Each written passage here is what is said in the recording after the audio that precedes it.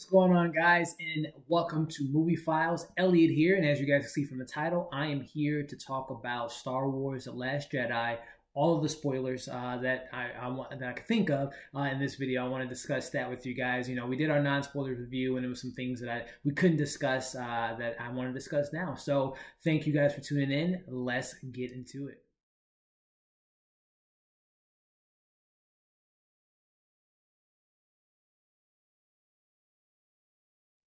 Alrighty, so if you guys have been following Star Wars throughout the weekend that it's been out, we saw it on Thursday. A lot of people saw it before that and saw it throughout the weekend.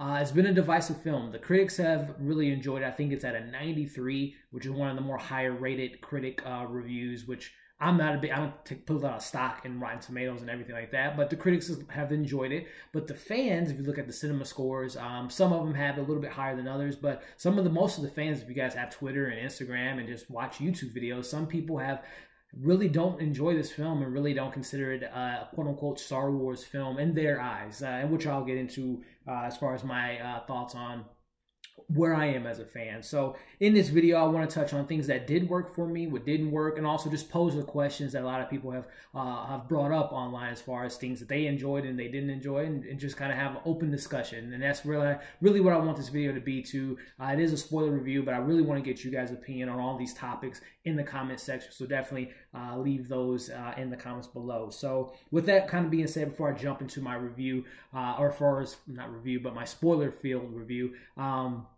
as me, I just want to kind of where I am as a Star Wars fan, as far as just where it kind of sits with me. So I don't read the comics, I don't read the books, but I've been a fan of the films. I would say probably in the mid 2000s. Like I wasn't born in the 70s or the 80s, but I grew up with the films. My parents would talk about them. Obviously, I'm a Simpsons fan, I'm a Family Guy fan, so they would obviously reference Star Wars. So, but I really wasn't into the films until the mid 2000s. So I didn't really. I didn't gravitate towards the episodes. I've seen them, not a big fan. That's not what this is about. But I do really enjoy and really adore what the original trilogy did for 1977, 1980, and 83. With New Hope, Empire Strikes Back, and Return of the Jedi. Those are really, really good films. They're not all perfect, but at the end of the day, I'm one of the people that can appreciate films that come out that are ahead of their time. So I really, really appreciate what Star Wars has done as far as a franchise and just a pop culture type of movement that it has really kind of done to the industry as far as the film industry goes. And a lot of my favorite directors and actors and actresses, they adore this film, and it's one of the reasons why they have a creative outlet as far as becoming what they are in the industry. And also a lot of my favorite reviewers on YouTube and Instagram that I follow, Star Wars is a huge part of a lot of people's life, and I can really appreciate that. So like I said, for me, I wouldn't consider myself a hardcore Star Wars fan as far as reading the books and the comics and just, really diving deep into a lot of the back history on some of the characters. I've seen Rebels, but I haven't really invested in it. So I would say I'm more of a fan of the film side of it, and particularly the original trilogy. And the episodes, the original, or not the original, but the prequels have moments that are, good, but ultimately it didn't work altogether for me as far as all the politics and everything that it added. It wasn't the most entertaining film at times. But anyway, with like I said, I'm a fan of the films. I just wanted to kind of put that out there. But into the spoiler part of the most recent edition that we got, episode 8. I want to start off with one of the big questions was Reys Parents. So for me, and I'll talk about, a lot of people, it didn't work for them because they were, I think sometimes in a lot of franchises, I'm guilty for doing this, for a lot of the movies that I really am invested in as far as being someone that follows the books and comics. I'm a Marvel DC fan, so I really do like looking into the background, the characters. But I think with Star Wars, it's a whole different type of beast when it comes to theories, and the theories not living up to people's expectations. And one of the theories that I think they posed it a little bit. I can say J.J. Abrams and the creators of The Force Awakens kind of posed that question, who her parents is. But I think as a fan base, we kind of really took you know, that plot line and really kind of expanded it and really created its own type of a hype or buzz. And it, for some people, wasn't met, but for me, it wasn't a big deal for me as far as who her parents was. Obviously, if it would have been revealed that if it was Luke or Obi-Wan Kenobi, then sure, that would have been, you know, interesting type of storyline. But for me, that really wasn't what Rey, the character, was about. Her lineage, obviously, Ben Solo being attached to Han Solo and Leia, that's a big part of the story. But for me, I thought Rey was just, I like where they put her as her own character. And it really didn't disappoint me as far as the reveal being that her parents were really nothing, which poses another question. Again, I want this to be a very interactive video. Do you guys think that that's true, that her parents are really no one? Again, to me, it really doesn't make a bit of a difference to me. But if they throw in another element, you know, it'll be a nice thread. But to me, the ultimate goal with Rey is just seeing her advance as a character and really be the Last Jedi and be the next movement of the Jedi for the franchise moving forward. So for me, the reveal of Rey's parents worked for me because, again, I wasn't one of those people that had a little bored of like, okay, who can be, you know, I wasn't that invested in that side of her storyline. So it did work for me that it was revealed that it was her parents were just nobodies and left her on the planet that she was left on. But again, I would love to know if you guys are still open to that idea that maybe that Kylo Ren is lying to her, maybe they are important, or if you guys like me really just are happy where they kind of put that that storyline. So for me, again, Rey's parents worked for me.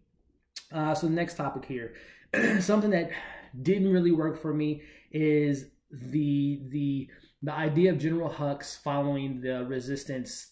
You know, it was obviously, when you're in space, time is different than when they were on the planet. So the timeline is obviously a little bit different. But the idea that they were chasing him throughout the light speed and it kind of just delaying, I thought it was just a kind of a weaker point in the script where, obviously, to me, I would think the General Hux would have just take him out. If that was, obviously we wouldn't have a film, we wouldn't have a 2.5 hour film, and it wouldn't be that entertaining. But I just thought that particular part of the storyline didn't work, where they're just following them just to wait till their fuel ran out. It was kind of a silly decision. And again, I thought it was kind of a weaker part in the actual script writing from Rian Johnson. But, you know, like I said, I really feel like General Hux could theoretically, I mean, obviously this isn't real, but theoretically, you would think that they would just have taken them out when they had the chance. But just following them throughout light speed and just waiting till the fuel to go out, it just didn't make that much sense to me. So that was just, and to me, that's a little thing. But again, I know a lot of people, the really diehard fans, took that and then really kind of took them out of the film, that it was just kind of, they brought it back and it was kind of a weaker part of the movie. But for me, it didn't work, but it didn't like take away the enjoyment from the film ultimately for me. So on to Admiral Hodo, which was played by Mrs. Dunn, which I think the character, I know, again, I'm not a big fan of the books and the comics, but I know there's a book with Princess Leia where she has a little bit more predominant role in the book, and you get to know her a little bit more, and apparently she's a little bit more of a quirky character than what we got in the film. But I personally think that she worked for what she did in the story. Only thing that I really didn't like about that character, Admiral Hodo, was the idea that she kept her ultimate plan away from Poe. Like, if she knew he was a hothead, I don't know, maybe she thought that he would have just did something else on his own, which ultimately... So ultimately, that part of the film didn't work for me, because the more I thought about it over the weekend, it's just like, if she would have told Poe her idea, the whole subplot, which I'll get to, Bright, that didn't work for me. But that whole storyline wouldn't have existed, which to me would have been good, because I didn't like that storyline, the Rey or the Finn and Rose storyline. But they would have never had that if she would have told Poe her plan. So ultimately, I enjoyed the character for what she did and what she brought to the film, but I didn't like the decision of her not telling Poe what they were ultimately going to do, which was going to, you know, go off on the pods and kind of go under the radar and get to the planet. But that ultimately didn't work for me. And again, what it did was it enabled this next part I want to talk to, which is the subplot between Finn and Rose. Two great characters, especially Finn, and in introducing Rose, I thought those characters worked and their chemistry worked, minus her falling in love with Finn didn't work all the way for me, but I did enjoy their chemistry. But that whole casino plot and the animal abuse, I'm a big fan. I have an animal. I have a dog who's chilling over there. I love animals. I'm a vegan, but that whole like storyline of all the CGI didn't look that well to me on the creatures. You know, a lot of the things that didn't work for me, in particularly, they end up paying off in a sense. You know, we obviously got more character development with Rose when they were in the casino. We got more character development with Finn, and we also introduced some new characters with DJ. But I just think the execution of it all just really didn't play well to me, and it literally felt like a different film, like a really, and every Star Wars, again, for those that are diehard fans, every Star Wars film has those moments where they go to different planets that are off, a little bit offbeat from the film, from the original, you know, we meet Han Solo in A New Hope. You go on to the, you know, the whole winter scene with Luke Skywalker and Return of the Jedi, and then, you know, Boba Fett, meeting them and all that stuff. They always have those moments, and especially in the prequels in episode 1, 2, and 3, they always have those moments where it's just a little bit off key from the film, a little bit quirky, a little bit different, but to me, and most of the time they don't work because it kind of throws you out of the film. But that whole casino subplot stuff just did not work for me ultimately. It's one of those things where I even think back to The Force Awakens, where I love Han Solo. It's one of my favorite Star Wars characters, but when Han Solo meets Finn and Rey for the first time, and I'm living in Falcon, and they get, you know, captured by the bounty hunters, that whole scene kind of didn't work for me. Now, granted, it wasn't on another planet, but it's just those type of moments where, when, you know, ultimately when I buy the DVD of The Last Jedi, the Blu-ray, and watch it over and over and over again, those are probably, that whole casino subplot will probably be the moments where I'm on my phone or I'm not paying attention to it, because it's just something that didn't entertain me. So on to the next topic, which is a big topic, which is Luke Skywalker. How did he play out in this film? I know a lot of people didn't like the risk that Rian Johnson took and where the subplot or the storyline kind of wrapped, in a sense, with Luke Skywalker. But for me, I thought it worked. I'm a huge Luke Skywalker fan. I mean, from New Hope always to Return of the Jedi, his story arc is obviously well documented. He's heroes to a lot of people, like iconic heroes. And Mark Hamill is obviously just a phenomenal actor and just a phenomenal entertainer. But I enjoy where Luke Skywalker started from the film and how he ended, from everything from not wanting to train Rey, to training Rey, to the comedic moments, to the badass moments, to where he's fighting Kylo Ren in the in the Republic, and just really just you know, honing in on the Force and having the whole hologramic thing. I mean, it was just, there's really nothing in this film that Luke did that I didn't enjoy. I mean, it was really everything really worked for me. Now, I know a lot of people say they wish he would have did more, and, you know, we really didn't get a true, you know, lightsaber battle as far as lightsaber versus lightsaber, minus the flashback that we had with Kylo Ren. But ultimately, everything that Luke Skywalker did in this film, I thought he brought his A game. And personally, I know this might be different from a lot of people, but I personally like this portrayal as far as this iteration or this Luke Skywalker. This is one of my favorite, if not favorite, type of Luke Skywalker moments that we got in this film. As far as, you know, from his 3 original trilogy to this one, I really enjoyed this version of Luke Skywalker, and I really enjoyed with Rian Johnson, Rian Johnson, a tongue twister there. What Rian Johnson brought to the film as far as like Luke Skywalker's character, I thought it worked well. Now, one of the best parts of the whole Luke Skywalker storyline was the cameo of Yoda, which was just great seeing Yoda. I love Yoda. He just has so much wisdom, so many great quotable moments from Yoda. I just love that cameo. And ultimately, you know, with the Luke Skywalker thing, again, I was a big fan of what they did with him. Again, I know a lot of people feel differently. They wish that Luke didn't die at the end, which is obviously a big spoiler and a big part of the film. But, you know, ultimately, I think we're going to see Luke Skywalker again. And not just for a sense of story, but, you know, ultimately with the passing away of Princess Leia, which I'll get to, you know, I think that they really want her to be a bigger part in Episode 9. But obviously with things tragically happening to her passing away, I think they're going to probably write in more with Luke Skywalker as far as being like, in particularly probably a Force ghost, interacting with Kylo Ren, you know, when he said to him, you know, see you again, kid. And obviously probably training with Rey when she hones into her Force powers. So I think we're going to get more of Luke Skywalker in Episode 9, and not necessarily in the, you know, being alive, but having that presence as far as being a Force ghost. So ultimately, Luke Skywalker's storyline worked for me. Now, another controversial type of topic is Snoke. Again, this is with Rey, her parentage. This is a storyline I was introduced into Force Awakens, which again, for me, you know, a lot of people looked at him as the Emperor for the original trilogy, which, you know, you didn't really get too much back. You didn't get any background, any backstory with the Emperor. We just knew that he was obviously a Sith Lord, and he was the master of Darth Vader. And we saw how that played out, but then ultimately we did get the who he is, what he's about, with the episodes with him being the Chancellor and everything of that nature. So they gave you the backstory. But for Snoke, I'm okay with it, guys. Like, honestly, because I look at it as the Emperor. Obviously, we got the backstory with the episodes, but I was okay not knowing who the Emperor was. We don't always need to know what certain characters' motivations are and where they came from and their parents and all this stuff. Ultimately, we just have the character on the screen and we just watch it play out.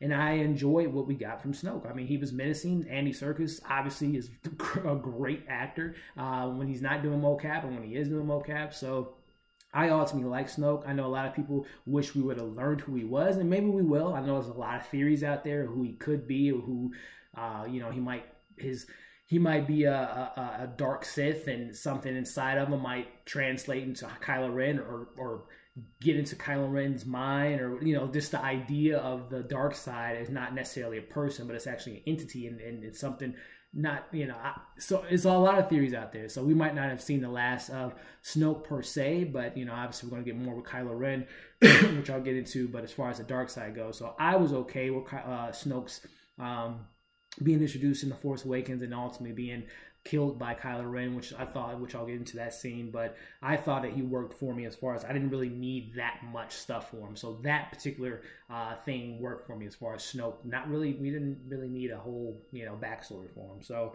on to Princess Leia. So I know this is another topic, and she worked tremendous. Like, she did a beautiful job as Princess Leia to me. The only thing was, you know, obviously the big topic over the weekend was, it was a little bit odd seeing her use the Force for the very first time, and the way it was kind of shot, and the way it was her, you know, the whole scene was a little different. Obviously, I think this is one of those moments where the more and more you see it, you just kind of accept it. Because again, this was the first time we really see Princess Leia honing in and really using her powers. Obviously, she's the daughter of Darth Vader. So again, I thought that visually it was a little bit off, but ultimately just knowing, satisfying thing for me was knowing that, okay, she finally uses her Force, her powers, and it was great to see. So it's one of those things where it worked as far as what it did, the ultimate goal that it gave us, and, you know, what it meant for the character. But then the visuals of it all, like I said, I think the more I see it, I'll just accept it. But ultimately, as a whole, Princess Leia obviously is an iconic character for Hollywood, for what she did to Hollywood, what she brought to the screen, and just her as a person. Carrie Fisher, the person, is, you know, it's obviously it's sad, her passing away. Is super upsetting, because she's just such a lovely person. I don't know her personally, obviously, but just seeing things, hearing stories, she just sounds like such a wonderful person. And I wish, you know, she wasn't she didn't pass away, and we could just got more of her, not even just in Star Wars, just her as a person, because she seemed like such a wonderful person. But, you know, I think that they obviously, the direction they wanted to take Princess Leia was probably be a little bit more of a bigger role in Episode 9. You know, we got, you know, Han Solo in the Force Awakens. He had a big role. You know, Luke had his moments in this movie, and I thought, you know, ultimately they probably want to have Princess Leia go out with a bang. So, and I think they already addressed it. You know, if you guys stay to the end credits, you know, they had a little in memory of Carrie Fisher. So I think that they're saying they're officially writing her off. I don't think they're going to touch on it at all in Episode 9. I think that, you know, this movie ultimately was about passing the torch and people growing into their roles, growing into their, you know, their destiny. Rey, Finn, and Poe. So I think ultimately Poe is going to be the, you know, the leader of the Resistance, which makes sense, because he had, you know, another character that worked for him was Poe. His arc got a lot more to do in this film. So, you know, all in all, Princess Leia to me is one of the greatest characters in Star Wars, and just a great character in cinema. And, you know, I thought that what they gave us in this film worked really well, minus like I said, the visuals of her using her powers. So another topic I want to touch about was, you know, not necessarily a spoiler, but the humor. This movie had a lot of humor. Some of it worked. and some of it didn't work. Most of it worked for me, you know, but the only things that didn't really work for me were, you know, Luke Skywalker getting his lightsaber for the very first time was a little weird. This is my personal lightsaber. I train every day for I can be, you know, a Jedi one of these days. But, you know, seeing that moment from episode 7 where Rey hands him the lightsaber, that was a big moment. And also, you know, seeing him throw it, it was funny, but then, you know, I wanted something a little bit more serious. You know, it means it's his father's lightsaber. It's, you know, it's a big thing, and then him to just throw it off, I thought didn't work. And also, you know, this is consistent to a degree where Poe is talking to General Hux when they're doing the whole like, oh, can I talk to General Hux? And they're going back and forth. I thought that was funny. You know, ultimately it was funny. These moments are funny, but I just think that they just should have had a little bit more weight to them and been a little bit more serious. But ultimately, again, I laughed, so it paid off. But I thought that there were some comedic moments that could have just been played out a little bit more seriously. But minus those two little scenes, everything else was funny. Luke Skywalker, Finn, Poe. You know, it had a lot of great comedic moments, so that ultimately did work for me with Rian Johnson throwing in those comedic moments. So some other things that didn't work coming up here. Captain Phasma once again gets a short end of the stick. You know, while Force Awakens was coming out and ultimately did come out, it came out in the film saying, hey, where's Captain Phasma? Why does she not get more to do in the film? And then, you know, came out that Rian Johnson is going to put a little bit more of story with her, and Kathleen Kennedy says she's going to have a little bit more of a presence.